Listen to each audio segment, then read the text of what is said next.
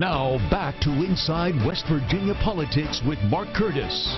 And welcome back to our final segment this Sunday on Inside West Virginia Politics. We're talking about some legislation or lack of here in West Virginia. I'm joined right now by Democratic Delegate from Kanawha County, Mike Pushkin. Mike, good to have you on the program once again. Thanks for having me on. We just finished up a special session, of course, last week, which was regarding the impeachment process, during which you were walking around the House chamber trying to get people to sign a petition yet again to solve the medical cannabis law in this state. Yeah, and we're getting closer. I believe that we need to get to 60 in the House of Delegates. The Senate side, they already have the necessary amount of signatures to call ourselves back into session to address just the banking part of the medical cannabis issue. It's interesting because a couple of weeks ago, Governor Justice said at one of his news conferences he wants to get the medical cannabis problem solved, but he's not yet ready to call a special session. If he sincerely wants to get it solved, he's the governor and he has the power to do that. A one-paragraph bill, Mark, that's all we need. The problem is West Virginia has one state depository, and that's not uncommon among states. We have that one state depository has said they're not going to accept the money from the program.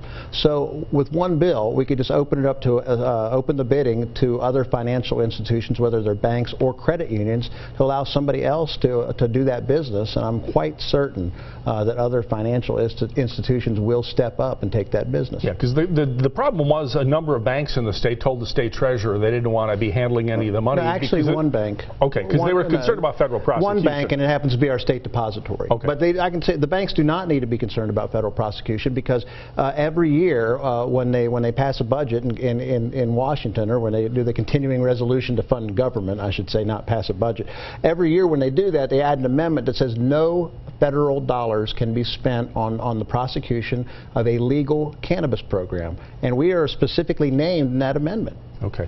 So it's July of 2018 now. This medical cannabis is supposed to be available July 2019. Are we going to make it? No, at this rate we will not. And that's the thing. And I believe you had Rusty Williams on the show a few weeks ago. And what he said was quite true. Unfortunately, some of the patients who need it aren't going to make it that long. So we're going to tell patients that they need to go to other states to get what they need, when we could fix this with a one-paragraph bill and let the market decide who accepts the money. All right. Well, we'll keep an eye on this and see if the governor calls a special session or you guys get the votes to put yourselves in session. We're getting a lot closer. Okay. We're getting close with the petition. A lot of other things going on. The governor held a news conference touting the fact that this year the state ended with about a $30 million budget surplus. Is that a good thing, or is there a dark cloud here that's... No, of course it's a good thing, but I would be cautiously optimistic, because some of these numbers are a bit inflated because of the rise. We're all paying more at the pump. Well, that also affects the prices of natural gas. So of course our revenue in regards to our severance tax on natural gas would also be up too. So I think a lot of that has to do with that. But it's also important to remember how we got here. And the governor's press conference was also about his blue ribbon panel on higher education. Well, we've continued. I mean, the Republican legislature has continued to cut funding for higher education. That causes kids' tuitions to go up. We have a waiting list of IDD families waiting to get relief there through the IDD waivers. They're not feeling a recovery right now. We have public employees who can't afford to see a doctor. Those are the numbers I'm interested in.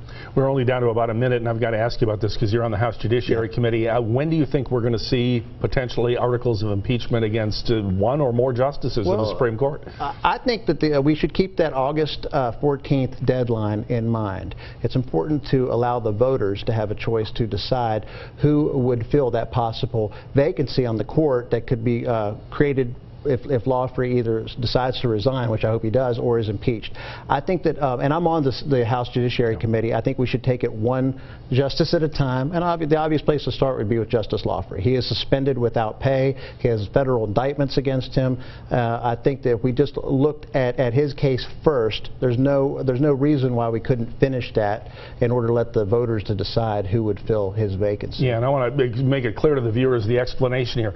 If a justice is removed prior to August 14th, there's time to get candidates' names on the November ballot so the public can vote. Yeah, to give the Secretary of State time to print the ballot.